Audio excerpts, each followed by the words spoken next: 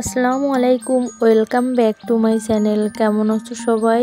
আশা করি আল্লাহর রহমতে ভালো আছো। আলহামদুলিল্লাহ, আমরাও ভালো আছি। আজকে আবারও একটা নতুন ভিডিও নিয়ে তোমাদের মাঝে চলে আসলাম। যদি ভালো লাগে প্লিজ ভিডিওটা একটা লাইক দিয়ে দেখা শুরু করবে আমার বন্ধুরা।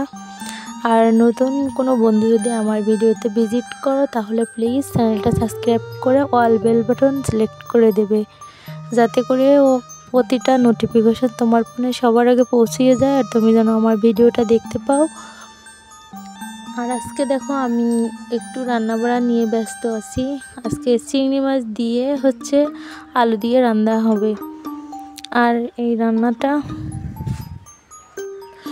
অসাধারণ দূর দূরান্ত রান্না, আর এটা একবার বাসায় ট্রাই করে দেখতে পারো তোমরা। আগে চিংড়ি মাছগুলো ভেজে নিলাম আর এখন আলুগুলো ভেজে নিচ্ছি। এই ভাজি আলু আর চিংড়ি মাছ দিয়ে আমি এত সুন্দর একটা রান্না রেসিপি তৈরি করব, তা সবার মুখে লেগে থাকার মতো। আর এখানে আমি মশলাগুলো দিয়ে কষিয়ে নিব। আর দেখো, এভাবে করে কিন্তু মশলাগুলো দিয়ে যদি কষিয়ে নেওয়া হয় তাহলে কিন্তু খুবই ভালো হবে। সাথে 3টা কাঁচামরিচ দিয়ে দিয়েছি, যদি ভালো লাগে তোমরা দিবে, আর না হলে স্কিপ করবে। ভাজি করে চিংড়ি মাছ দিয়ে আমি কষিয়ে একটু পানি অ্যাড করে দিছি। আর এখন ঢাকনা দিয়ে ঢেকে দেব।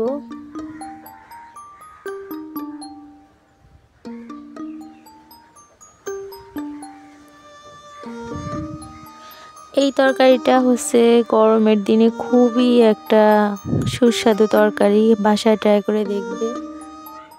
আর ঢাকনা দিয়ে ঢেকে আমি এখন কিছু শাক ছিল ওগুলো ভাজি করে নিব, তার জন্য বেছে নিচ্ছি। তরকারিটা রান্না হতে লাগুক।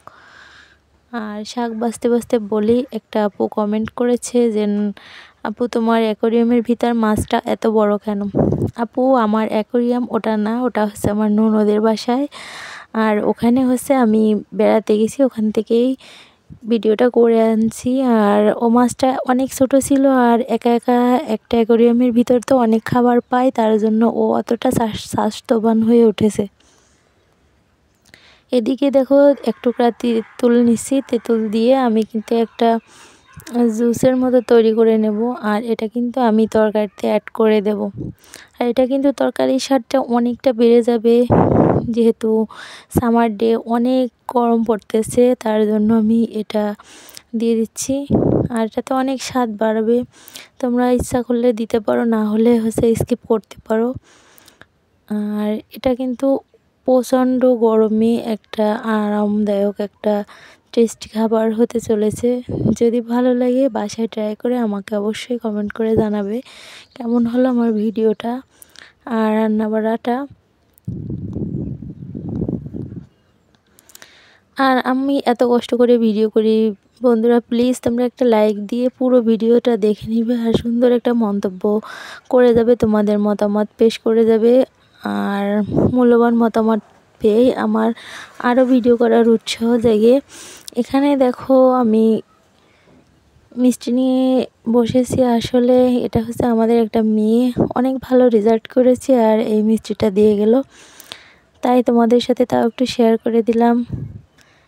এই মিষ্টি আসলে এত সুন্দর পারফেক্টভাবে তৈরি করা হয়েছে, খুবই ভালো লাগলো, তাই তোমাদের সাথে একটু শেয়ার করে দিলাম। আর আমার তরকারিটা দেখো রান্না কিন্তু এটা পাতলা ঝোল হবে। তরকারিটা কিন্তু রান্না হয়ে গেছে শেষের দিকে, আর এটা দিয়ে কিন্তু খেয়েছি, তোমাদের দেখাতে পারিনি। আজ এ পর্যন্তই। আল্লাহ হাফেজ।